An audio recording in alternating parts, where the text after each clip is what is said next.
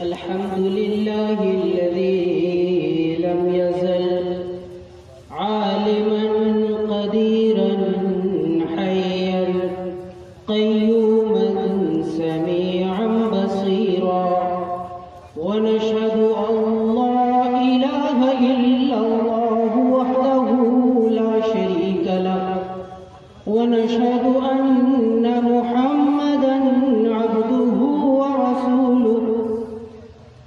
अऊज़ु बिल्लाहि मिनश शैतानिर रजीम। बिस्मिल्लाहिर रहमानिर रहीम। इन्नल्लज़ीना क़ालू रब्बुनल्लाह थुम्मा इस्तक़ामू ततनज़्ज़लु अलैहिमुल मलाइका सदक़ल्लाहुल मौलानाल अज़ीम। शाखों से जो टूट जाए वो पत्ते नहीं हैं हम। शाखों से जो टूट जाए वो पत्ते नहीं हैं हम। आंधी से कोई कह दे कि औकात में है। मेरे बुजुर्गों, दोस्तों, नौजवान साथियों, मैं आपका बहुत ज्यादा वक्त नहीं लूंगा। नाज़िमे जलसा ने मेरे नाम के ऐलान से कबल मेरे कान में ये बात कह दी है कि आपको 10 मिनट का वक्त दिया जाता है।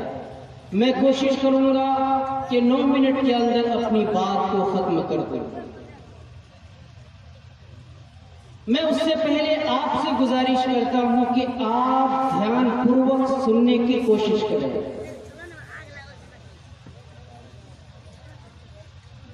अल्लाह के रसूल प्यारे नबी मोहम्मद मुस्तफा सल्लल्लाहु अलैहि वसल्लम पर सबसे पहली वह्य नाजिल होती है। वह्य का सबसे पहला तजर्बा है, कपकपाहट तारी है और घबराहट है। अल्लाह के रसूल प्यारे नबी मोहम्मद मुस्तफा सल्लल्लाहु अलैहि वसल्लम कितने बेदार हैं आप। नबी के नाम का जिक्र आता है लेकिन सल्लल्लाहु अलैहि वसल्लम नहीं कह सकते। कहिए जोर से सल्लल्लाहु अलैहि वसल्लम। अल्लाह के रसूल प्यारे नबी हजरत खदीजा के पास आते हैं, सारा वाक़या सुनाते हैं। वही का पहला तस्करा का जिक्र होता है। हजरत खदीजा रज़ियल्लाहु ताला अन्हा आपको तसल्ली देती है।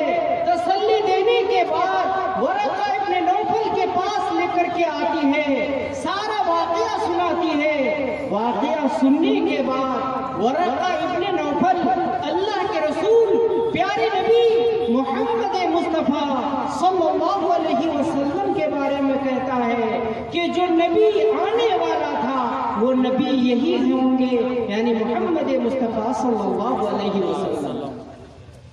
उसके बाद 3 बात वरक़ा इब्न नौफल कहता है। इन तीनों बात को सुनना चाहिए। वरक़ा इब्न नौफल पहली बात ये कहता है, ए मोहम्मद तुम्हें झुठलाया जाएगा, तुम्हारी तकज़ीब की जाएगी। दूसरी बात वरक़ा इब्न नौफल कहता है, ए मोहम्मद तुम्हें अज़ियत दी जाएगी, तुम्हें सताया जाएगा। अल्लाह के रसूल खामोश रहते हैं, अज़ियत दी जाएगी, चुप रहते हैं।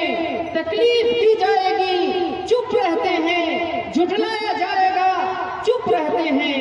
जब तीसरी बात वरक़ा इब्न नौफल कहता है, ए मोहम्मद तुम्हें इस शहर से निकाल दिया जाएगा, तुम्हें इस शहर से निकाल दिया जाएगा। अल्लाह के रसूल प्यारे नबी मोहम्मद मुस्तफा सल्लल्लाहु अलैहि वसल्लम ताज्जुब से कहते हैं, क्या मुझे निकाल दिया जाएगा? क्या मैं इस शहर से निकाल दिया जाऊंगा? ये इस बात को साबित करता है कि अल्लाह मोहम्मद मुस्तफ़ा सल्लल्लाहु अलैहि वसल्लम जिस मुल्क में रहते थे, जिस देश में रहते थे, जिस मिट्टी में रहते थे, अल्लाह के रसूल को कितनी मोहब्बत थी उस सरजमीन से कि आपने फौरन कहा क्या मुझे निकाल दिया जाएगा। चुनांच मक्कतुल मुकर्रमा में अल्लाह के रसूल प्यारे नबी मोहम्मद मुस्तफ़ा सल्लल्लाहु अलैहि वसल्लम को सताया जाता है, आप पर जुल्मों सितम के पहाड़ तोड़ा जाता है, सब कुछ किया जाता है। एक वक्त वो आता है कि अल्लाह के रसूल को मक्कतुल मुकर्रमा छोड़ने पर मजबूर कर दिया जाता है। अल्लाह के रसूल मक्कतुल मुकर्रमा से मदीना के लिए रवाना हो जाते हैं। मक्कतुल मुकर्रमा की तरफ खिताब करते हुए अल्लाह के रसूल ऐलान करते हैं और मक्कतुल मुकर्रमा से कहते हैं कि तू कितना मुक़द्दस सरजमीन है, तू कितनी पाक जगह है। ओ काश अगर मक्का वाले मुझे न निकालते तो मैं न निकलता। ये अल्लाह के रसूल की मोहब्बत थी उस सरजमीन से। यही इस्लाम है, यही ईमान है और यही मुसलमानों की तारीख है कि मुसलमान जिस मुल्क में रहते हैं, जिस देश में रहते हैं, उसे सजाते हैं, उसे संवारते हैं और अपने ईमान की तरह से उस मिट्टी की रक्षा करते हैं और उसकी हिफाजत करते हैं। अल्लाह के रसूल प्यारे नबी जब मक्कतुल मुकर्रमा से मदीनतुल मुनव्वरा तशरीफ लाते हैं और मदीनतुल मुनव्वरा आपका मुल्क बन जाता है तो उस सरजमीन से आपको कितनी मोहब्बत होती है। जब फल पकने का मौसम आता है, सबसे पहला फल पकता है, लोग आते हैं अल्लाह के रसूल के हवाले करते हैं, प्यारे नबी के हवाले करते हैं। अल्लाह के रसूल प्यारे नबी मोहम्मद मुस्तफ़ा सल्लल्लाहु अलैहि वसल्लम फल को लेते हैं, नोश फरमाते हैं और उसके बाद कहते हैं अल्लाह फलों में बरकत दे और उसके बाद कहते हैं अल्लाह तबारक व तआला इस सरजमीन में बरकत दे। किस सरजमीन में? जिस सरजमीन से आपका रिश्ता है और जिस सरजमीन में आप रहते हैं, यानी मदीनतुल मुनव्वरा की सरजमीन। यह है इस्लाम। आज जो लोग मुसलमानों पर इल्जाम लगाते हैं और देशभक्ति का सबूत मांगते हैं, सर्टिफिकेट मांगते हैं, उन्हें चाहिए कि वो आए इस्लाम का मुताला करे और इस्लाम की मानने वाले मुसलमानों का मुताला करे। उन्हें समझ में आएगा कि हमने खुद हिंदुस्तान में जब हम आए, यहाँ के लोग तहजीब व सकाफत से नाआशना थे, हमने इन्हें सिखाया। यहाँ के लोग ऐसे थे जो इंसान की खोपड़ियों में खाते थे, मगर हमने इस सरजमीन को सिखाया, तहजीब दी, सकाफत दी, तालीम दी, इल्म दिया, कुतुब मीनार दिए, ताजमहल दिए, लाल किला दिया। एक एक चीज हमारे सबूत के लिए काफी है। ये मुल्क हमारा है और इस मुल्क को 650 साल हमने इसको सजाया है, संवारा है और 650 साल तक इस मुल्क पर हुकूमत की है। मगर आए वो लोग जो तारीख का मुताला करते हैं, जो हिस्ट्री और तारीख के तालिब इल्म हैं, वो आए और हमें बताए कि इस मुगलिया दौर में कोई एक वाकया साबित कर दे कि जिससे फिरकावारियत की बू आती हो, जिसमें भेदभाव हो। कभी नहीं मिलेगा, कहीं नहीं मिलेगा। उसके बिलमुकाबिल आज जो तुम्हारी हुकूमत है, जिस पर तुम्हें नाज है और तुम सोचते हो कि इस मुल्क पर जो हमारा कब्जा हुआ है, हमेशा इस मुल्क पर हम राज करेंगे, ये तुम्हारी भूल है। और जब से तुम हो, देखो अपने आप को कि एक नहीं, दो नहीं, हजारों वाक़यात ऐसे हैं जो फिरकावाराना रंगों पर मुश्तमिल है। हजारों वाक़यात हैं कि जिसमें मजहबी भेदभाव है। और ऐसा नहीं कि तुम सिर्फ मुसलमानों के दुश्मन हो, बल्कि तुम इंसानियत के दुश्मन हो, तुम फलाह इंसानियत के दुश्मन हो, तुम ओबीसी के दुश्मन हो, तुम दलितों के दुश्मन हो, तुम आदिवासियों के दुश्मन हो, तुम उन लोगों के दुश्मन हो जिनका ताल्लुक निचली जाति से है। यही वजह है कि झारखंड के ज्योग्राफी का मुताला कीजिए।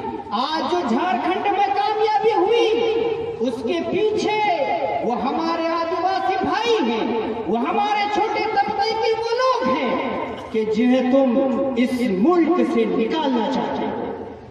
ये तारीख है और ये अभी जुल्म के सवाल का आगाज है। जुल्म फिर जुल्म है, बढ़ता है तो मिट जाता है। जुल्म फिर जुल्म है, बढ़ता है तो मिट जाता है। खून फिर खून है, गिरता है तो जम जाता है।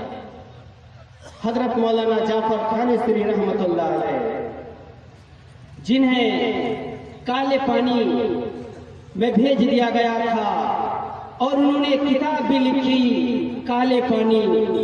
आप उस किताब को पढ़िए, हमें पढ़ना चाहिए, हमारे नौजवानों को पढ़ना चाहिए, इसलिए कि आपकी तारीख बदलने की कोशिशें हो रही है, आपकी तारीख को मिटाने की कोशिशें हो रही है।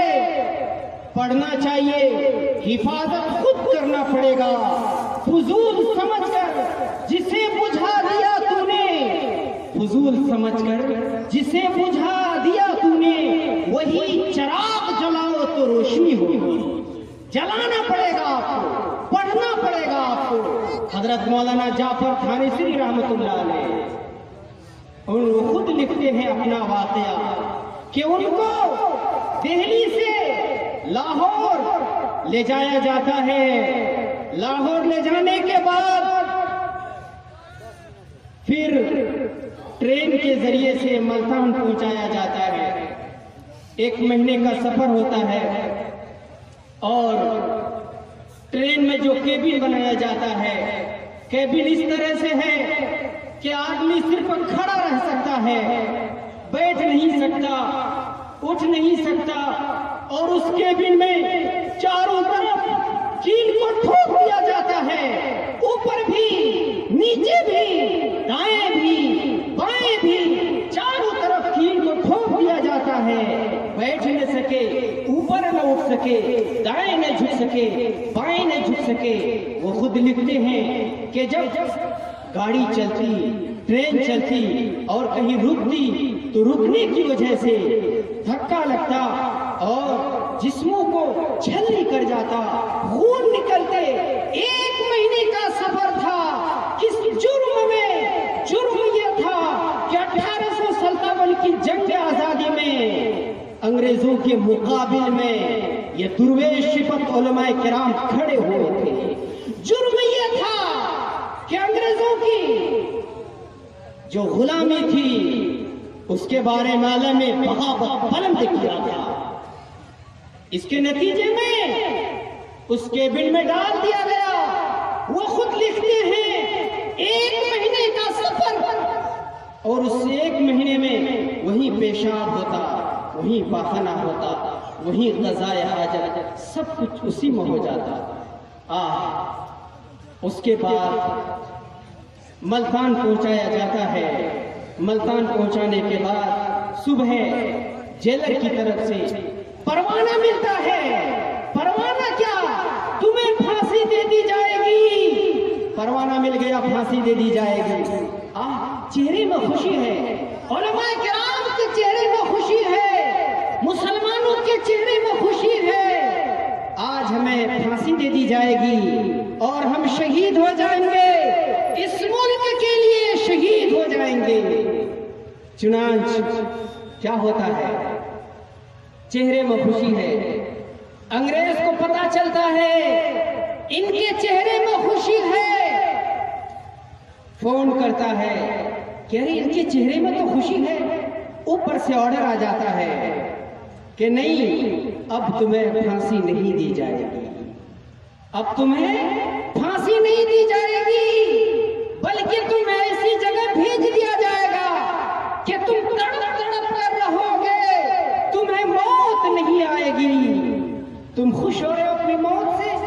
तुम्हें मौत नहीं दी जाएगी।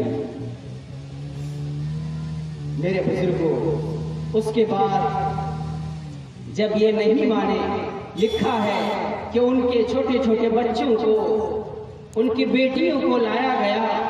लाने के बाद उनके गले में बंदूक है, इन्हें कत्ल कर दिया जाएगा। या तुम कह दो कि 1857 के जंग आजादी में हम नहीं थे, मगर कुर्बान जानिए, अपने बच्चे को गले से चिमटाया और कहा, ए मेरे बच्चे, झूठ नहीं बोल सकता, यहाँ नहीं तो हौदे कौसर में हम मुलाकात करेंगे। ये मुसलमान है जिसकी तारीख है कि उन्होंने इस मुल्क की रक्षा और इसके हिफाजत के लिए एक दिन नहीं 200 साल तक जंग लड़ी। सिर्फ 1857 के जंग आजादी में 2 लाख मुसलमान शहीद हुए, जिसमें 51,500 उलमाए किराम की तादाद थी। आज हमें डराया जाता है। हम डरने वाले नहीं हैं, हम डरने वाले नहीं हैं। हम पूरी मजबूती से रहेंगे, इसी मुल्क में रहेंगे, अपनी तहजीब और सकाफत के साथ रहेंगे, अपने मस्जिदों के साथ रहेंगे, अपने मदरसों के साथ रहेंगे और सजदों के निशान से कयामत तक इस सरजमीन को आबाद रखेंगे। डराने वाले चले गए, हम डरने वालों में से नहीं हैं। और हम यकीन दिलाते हैं इन जालिमों को कि रब्बे काबा की कसम, तुम्हारी गोलियां कम पड़ जाएंगी, हमारे सीने कम नहीं पड़ेंगे। आ जाइए मेरे बुजुर्गों, आप जानते होंगे कि आज सीए बिल के जरिए से, शहरियत तरमीम एक्ट के जरिए से क्या हो रहा है। अल्हम्दुलिल्लाह आज 90% मुसलमानों के अलावा दूसरे लोग आपके साथ खड़े हैं। चूंकि ये हिंदुस्तान की धरती है, ये भारत है, भारत के जहां कौमी एकता इसकी मिट्टी की तासीर में मौजूद है, इस मिट्टी की तासीर में मौजूद है। हमने अपना कायद मौलाना अबुल कलाम आजाद या किसी दूसरे आलिम दीन को नहीं माना था, हमने अपना कायद गांधी जी को माना था। गांधी जी को हमने अपना कायद माना था। ये मुसलमान हैं जो सब कुछ बर्दाश्त कर सकते हैं। और अभी यह खबर पड़ रहा था, यूपी में धमकियां मिल रही कि पाकिस्तान चले जाओ। अरे पाकिस्तान हम उस वक्त नहीं गए तो आज कैसे जाएंगे? ये हमारी सरजमीन है, हम नहीं जा सकते। और हमारा ताल्लुक तो जमीयत उलमा हिंद से है कि जमीयत उलमा हिंद आखिरी वक्त तक पाकिस्तान हिंदू पाक की तकसीम की मुखालफत की थी। आखिरी वक्त तक उसने दस्तखत नहीं किया था कि यह तकसीम हो। मेरे बुजुर्गों, बातें बहुत कुछ कर सकते हैं, कह सकते हैं।